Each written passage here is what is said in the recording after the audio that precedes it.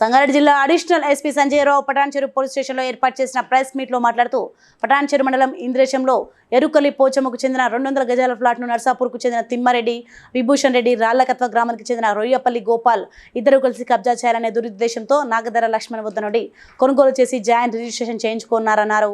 ప్రస్తుతం ఫ్లాట్ పొజిషన్లో ఉన్న పోచమ్మను ఆమె కొడుకును హత్య చేసి ఫ్లాట్ను కబ్జా చేయాలనే దురుద్దేశంతో కిరాయి రౌడీలతో కలిసి దాడి చేసి హత్యకు ప్రయత్నించారని, వారి నుంచి తప్పించుకొని పోచమ్మ ఆమె కుటుంబీకులు అక్కడి నుండి పారిపోగా బోర్వెల్ను రౌడీ షీట్లకు డ్యామేజీ చేశారని, ఎరుకలి పోచమ్మ ఫిర్యాదు మేరకు కేసు నమోదు నిందితులను అరెస్ట్ చేసి రిమాండ్కు పంపినట్లు ఏఎస్పీ సంజయ్ రావు వెల్లడించారు.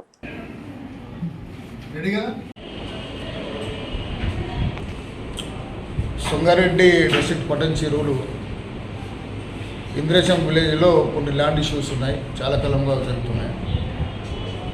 ఈ మధ్యన కొన్ని గ్యాంగ్స్ హైదరాబాద్ నుండి వచ్చేసి ఈ చిన్న చిన్న లిటిగేషన్ ప్లాట్స్లో ఇన్వాల్వ్ అయ్యి రియల్ ప్లాట్ ఓనర్స్ డిస్టర్బ్ చేసి, పొజిషన్ డిస్టర్బ్ చేసి బలవంతంగా దెబ్బతీసిన సంఘటనలు ఒకటి రెండు జరిగినాయి.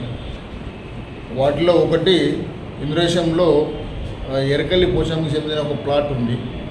ఆ ప్లాట్ని కబ్జా చేయాలనే ఉద్దేశంతోనే ఈ తిమ్మారెడ్డి గారి విభూషణ్ రెడ్డి రాళ్లకత్వ గ్రామానికి చెందిన రోయపల్లి గోపాల్ వీళ్ళిద్దరిని ప్లాట్ను ఆక్రమించుకోవాలనే ఉద్దేశంతో ఆ ప్లాట్ని ఒక థర్డ్ పర్సన్ నుండి రిజిస్టర్ చేసుకొని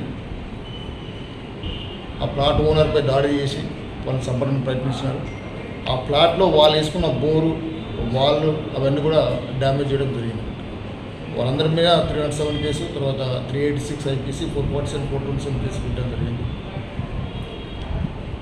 ఇలాంటి గ్యాంగ్స్ సిటీకి వచ్చేసి ఇక్కడ 2-3 ఇష్యూలో ఇన్వాల్వ్ కావడం జరిగింది. వాళ్ళందరూ కూడా అరెస్ట్ చేసి రిమాండ్ చేయడం జరిగింది. నిన్నప్పుడు సంగారెడ్డి మునిపల్లిలో, ఈరోజు పటాన్చెరులో కూడా ఈ గ్యాంగ్ని అరెస్ట్ చేయడం జరిగింది.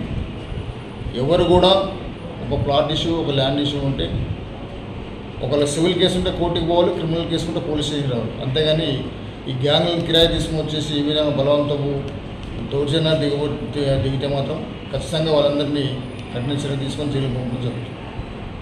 Please like and share, subscribe to BCN Telugu News. Please like, share and subscribe to BCN Telugu News.